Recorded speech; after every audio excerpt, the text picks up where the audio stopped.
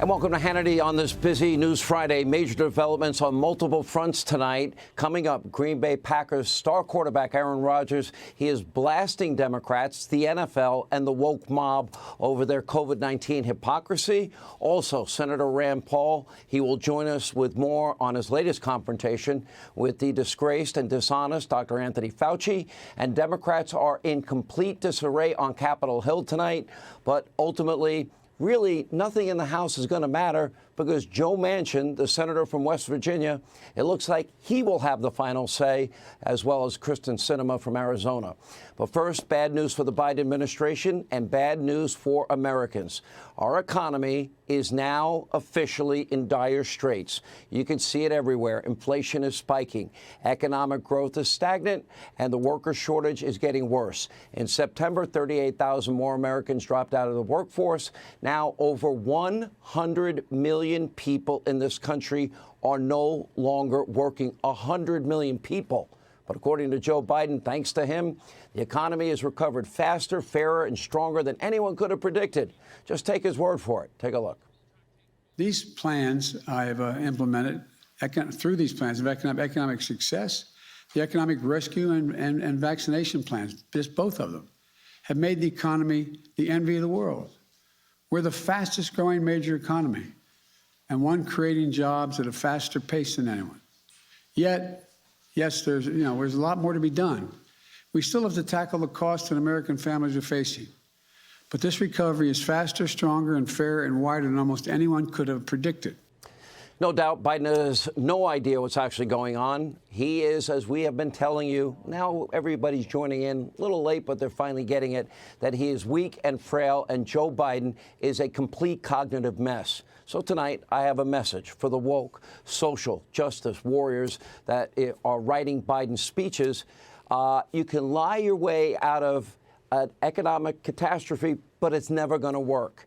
In the middle of a trucker shortage, a supply chain crisis, Biden's vaccine mandate could cost the trucking industry alone over 30% of its workforce. And it's not only trucking. Soon, millions of workers in the private sector, the public sector, will be out of jobs as teachers, as nurses, the people that put their lives on the line at the worst moment in the middle of this pandemic, diving on one COVID grenade day after day after day.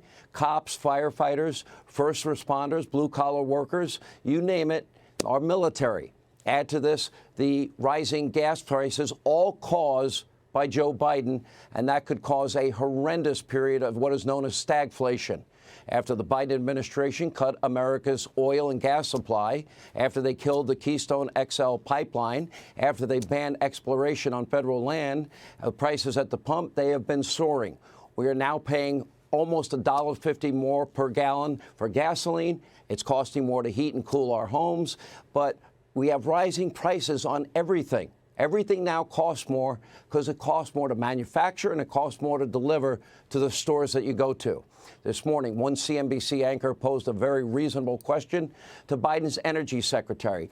This answer and this response should make your blood boil because Joe Biden was absolutely handed energy independence. We weren't importing oil from Saudi Arabia. We were a net exporter of oil for the first time in 75 years because of Donald Trump's policies that Joe abandoned. And here's their answer to higher gas prices and higher prices for everything that you buy. What is the Granholm plan to increase oil production in America? Oh, my God. That is hilarious. And then she went on to blame OPEC and the cartels. What's funny about that? We were energy independent.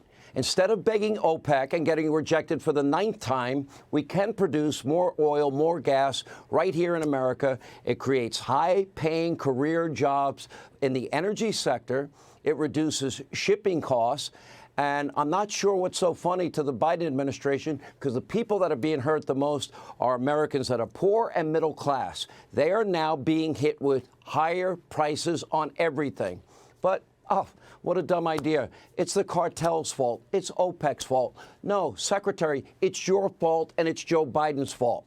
But according to Granholm, the only way to lower energy prices is what? we're going to beg OPEC again to get rejected again? Because OPEC said no, not once, not twice. They keep saying no. And now there's just nothing the Biden administration can do. Yeah, they actually can. They can lower the price of energy by going back to the policies that worked under Donald Trump. That would mean energy independence.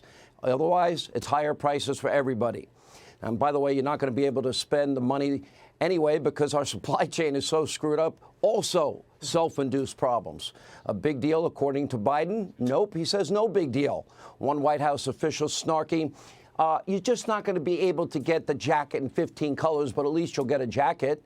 Jen Psaki calling the tragedy, calling this the tragedy of the missing treadmill. Mayor Pete saying, oh, well, if you don't want to disappoint your kids at Christmas, you need to shop for Christmas in October. And if not, oh, well, so too bad. Yeah, no Christmas for your kids this year. If the results of Biden's first year in office tell you anything, improving your life is not a high priority for them. The tragedy of the treadmill, really?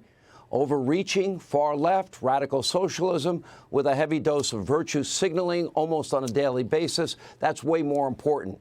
Now, that's why Biden's DOJ is now floating an idea to pay certain illegal immigrants, people that didn't respect our law, our borders, our sovereignty, up to $450,000 apiece.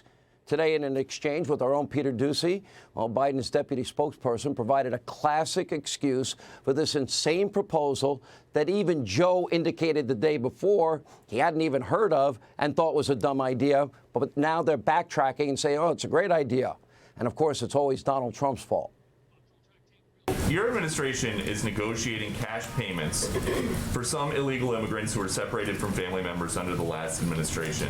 Why give taxpayer money to people who broke federal law to get here? You like this question, Peter. It's We an talked important about question. about this yesterday. But not to the heart of the point, which is that these people broke the law to come here, and they are going to get hundreds of thousands of dollars in taxpayer money. But, you know, I said this to you yesterday, Peter. One of the things that we have to remember why we're in this place that we are today is because we had an administration that had an inhumane, immoral policy.